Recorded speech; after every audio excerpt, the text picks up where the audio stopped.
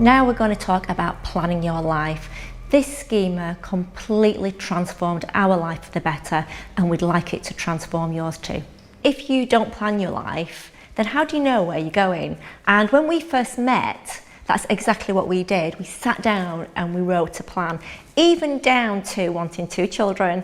We wanted a girl and a boy, and Nick is so spoiled that he wanted our daughter on his birthday, which was the 7th. You said that's spoiled, but that is just good planning, is it not? But she was due on the 25th, his birthday's on the 7th, and he was like, I want this baby on the 7th, and guess what happened? She was born on his birthday. But planning your life genuinely has transformed our lives, and we would like it to help you transform yours too. So why is planning your life absolutely vital? So number 1, if you don't plan your life, then you'll become a part of somebody else's plan. And what we mean by that is you've got to be the driver in your life. If you take a back seat, then you'll just be a passenger, and everybody else will decide where you should go in life and the things that you should do. And even down to a simple example, such as going out somewhere for an evening.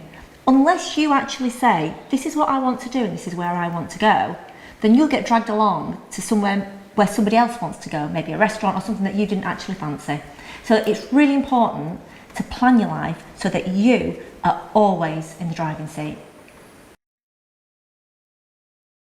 Number 2, planning your life will open new opportunities for you that you would have ordinarily missed. You see, we've got a thing in our brain called the reticular activating system, and it's a bit like a sat nav.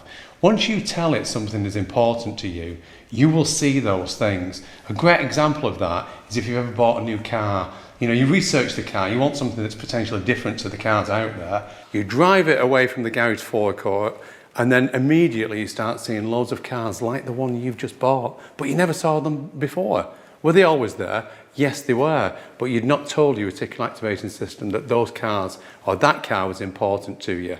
So it's really important to engage your reticular activating system.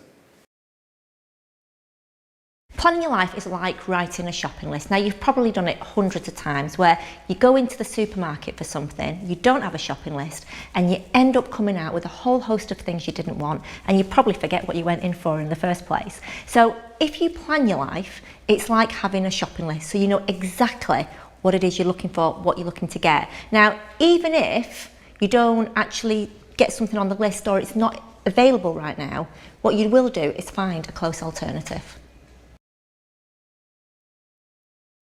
Planning your life will give you a purpose. Just imagine the scenario that you've got a sat nav in your car, so you program where you're going to go, and no matter what happens, you will always get to that destination. There might be a diversion, you might actually take the wrong turn when the sat nav tells you to go somewhere else, but eventually you will get to your destination, always. However, look at a different scenario where you don't program the sat nav. You get in your car and you're just driving round with no destination. How does that feel? It's frustrating. It makes you feel anxious. And ultimately, you don't know what you're looking for in life. That's not a way to live. Planning your life will ensure that all the things that you want out of your life, you can achieve them.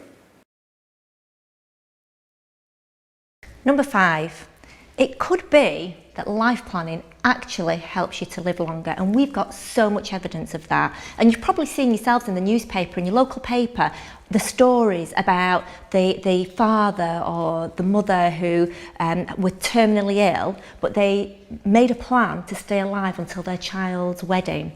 And you'll have read about all these people who actually made it to the wedding and perhaps died a few days later. One of the best examples we can give you for life planning is Arnold Schwarzenegger. You see, you've got a guy who lived in a little village in Austria, and Arnold said, I've seen so many interviews with Arnold about his life because I've been a big fan of his for years, and he said that his father just wanted him to be a policeman like him, and he wanted him to get married and have loads of kids. That wasn't for him. He wanted to be a movie star. But at first he didn't come up with a reason why he could be a movie star, because he couldn't even speak English very well because of his accent. But one day he saw in a magazine and he saw a guy called Reg Park. And Reg Park was a movie star in Hollywood, and he was the first person to play Hercules. and he got that part because of his body. So Arnold thought that's the way to do it. And he thought, well, I'm going to be a better bodybuilder than Reg Park because I'm going to be a better movie star than Reg Park. So he trained and trained, and he actually became one of the best bodybuilders of all time. We know that story. Then went into acting. His first acting role was, I suppose by some accounts, a disaster because he was told, we don't want to use your name, it's too long, no one can pronounce Schwarzenegger, we'll call you Arnold Strong. And his first film was Hercules in New York. And when they'd shot the film, they said at the end of it, they said, in edit, we just can't understand what you're saying. So they even dubbed his voice, and it wasn't a great film at all. However, he did not relent. He had a plan, and he wanted to be the highest paid movie star in the world. He succeeded. When they shot Terminator 3, he got paid $35 million, and at that time, that was the highest paid fee for a movie star in the world. And it doesn't stop there with Arnold, because he wanted to go into politics. And he didn't just want to go into politics, he wanted to be governor of California, which now is the 5th largest economy in the world. And everyone said to him, Arnold, you can't do that. You can't do that because you've got to start at the bottom and work your way up through politics. No, I want the top job. He got the top job. Arnold is amazing. His plan's out there. Check him out, because everything he said, he's planned every little bit of his life. Amazing. Can't stress enough, planning your life will change your life. 12 months ago, we met a lady called Teresa who came to join us at one of our workshops. Now, in the workshop, we actually did a life planning segment, and 12 months on, Teresa contacted us to tell us that in just 1 year, she'd managed to apply for the London Marathon, and she's running it for a charity. She's started her own business, and she's gone to college to do some courses. Now, in that 12-month period, she achieved far more than she ever thought was possible, and even achieved things that she hadn't considered for many, many years. So planning your life can absolutely transform your life.